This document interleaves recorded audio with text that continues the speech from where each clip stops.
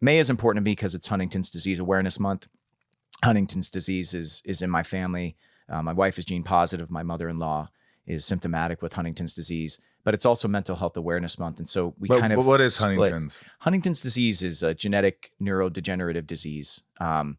It's best described as having ALS and Alzheimer's and Parkinson's all in one, and it's really tough. It's a really tough thing.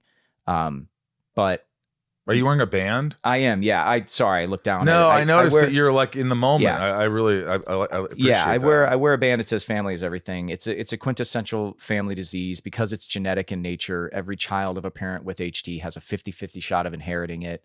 It's unlike those other diseases because it's something that it doesn't skip generations. It doesn't happen, out of nowhere. It's at your building blocks in your DNA, Sure. and it's passed down. So it tears through families. But May was also Mental Health Awareness Month as well. And Kelsey and I felt it was like really important to split, our charitable efforts this month on both sides. So I pour a lot into HD awareness and everything in May, but we also took part in a couple of mental health things. So it's just got to get out there. People, if they don't have an understanding, like listening to someone actually talk you through it is so important so that you get an understanding. Because there's still so many people in this world that are like, anxiety is not a real, like when I was growing up, nobody had anxiety. That's like my dad. It's like, come on, I'm like, I had lost my, my sister, and my dad, was really, to say he was upset is just a fraction of that. He was just a mess. And I said, Dad, listen, I really think you should go to a therapist or group therapy. He's like, and he says to me with conviction, nobody knows what I'm going through. And he felt that. And I go, I understand.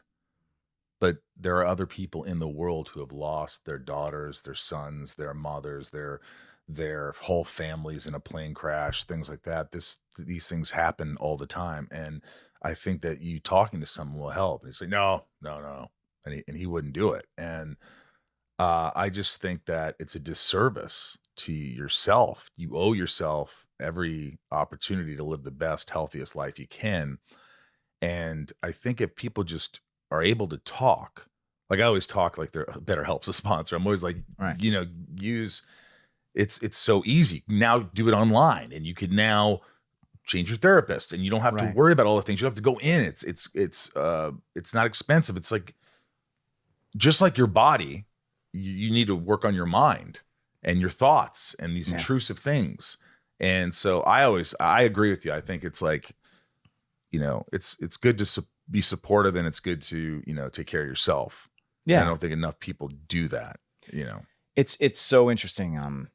There's no, with HD, like if you find out your family has it, it's your choice whether you want to get tested or not. And I very often say there's no right or wrong answer. It's a very personal thing, but if a person is choosing not to go to therapy, it's also like, then let's service them by talking about it outside of that. Like it doesn't just have to be in that setting. So we continue as a world to have a general conversation, and then maybe that helps a decision get made later, So no right or wrong in the moment, but if we continue to talk about it, maybe it becomes easier.